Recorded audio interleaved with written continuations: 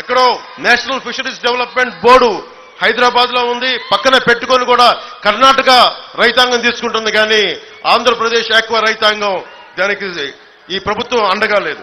గుజరాత్ తర్వాత 974 కిలోమీటర్ల తీర ప్రాంతం మంది. అలాంటి తీర ప్రాంతాలను పెట్టుకొని ముఖ్యంగా మన మత్స్యకార సోదరులకి చాలా అన్యాయం జరుగుతూ ఉంది.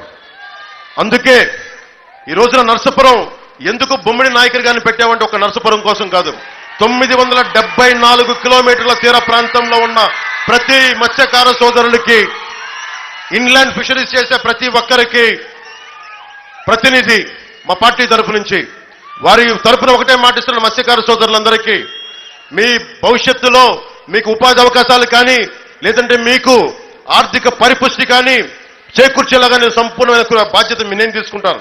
ఇది వ్యక్తిగతంగా కూటమితో పాటు నేను వ్యక్తిగతంగా బాధ్యత తీసుకుంటా ఉన్నాను.